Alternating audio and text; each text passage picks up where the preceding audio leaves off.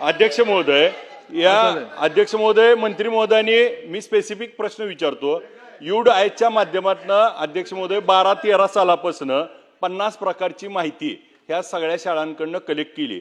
मग आज 12-13 वर्ष झाली, पण त्याच्यावर अजून अंमलबजावणी आणि त्याची आकारणी त्याबाबत काही ठोस नियोजन झालेलं नाही.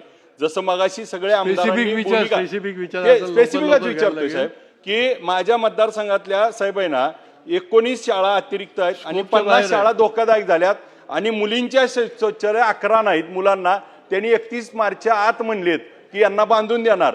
तर हे खरं आहे का? दुसरी गोष्ट, आपण या 40 दिवसात मागाशी बोलताना सांगितलं. दुसरा अध्यक्ष महोदय, क्रीडा शिक्षकाच्या बाबतीत 4860 यांचा आकृतीबंध तयार केला आहे आणि आपण प्रत्येक इथं तर ते भरती कधी करणार? आणि दुसरा एक त्याच्या अनुषंगानं प्रश्न, अध्यक्ष महोदय, उत्तरामध्ये मंत्री महोदयांनी दिले की लातूर जिल्ह्यामध्ये 149 पदे रिक्त आहेत आणि माझ्या सोलापूर जिल्ह्यात 430 पदं ही त्या ठिकाणी रिक्त आहेत आणि तिकडे अतिरिक्त आहेत.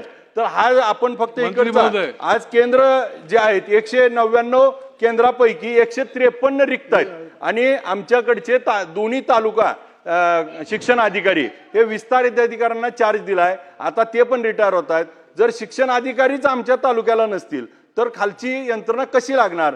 तर या रिक्त पदावर आपण मगाशी सांगितलं 50% आम्ही पदोन्नती देणार आहे. मग हे तर आपल्या हातातला विषय, तो आपण कधी करणार? आणि आमच्या या शाळांना निधी उपलब्ध, एक माझ्या माढ्यामध्ये साहेब 1300 विद्यार्थी जिल्हा परिषदच्या शाळेत 10वी पर्यंत असणारी शाळा आहे, अतिशय उत्कृष्ट आहे. मोडलीमची शाळा आमची मुलींची आहे, पण तिथं 13-13, 14-14 खोल्या त्या ठिकाणी बसायला नसल्यामुळं दादावाडीची ग्रामपंचायतमध्ये शाळा भरती आहे. तर याबाबत आपण ठोस काय भूमिका घेणार?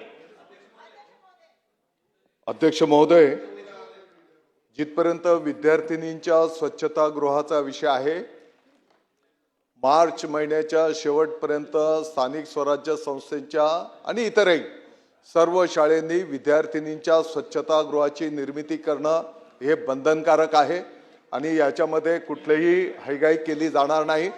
माननीय पंतप्रधान नरेंद्र मोदी साहेबांचे संपूर्ण देशाला त्या पद्धतीचे आदेश असल्यामुळे याची प्रभावी अंमलबजावणी संपूर्ण राज्यामध्ये त्या ठिकाणी केली जाणार आहे.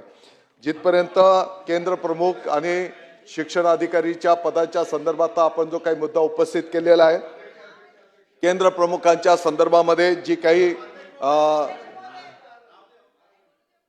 जादा आणि कमी पदं असतील तर त्याचं समायोजन त्या ठिकाणी केलं जाईल.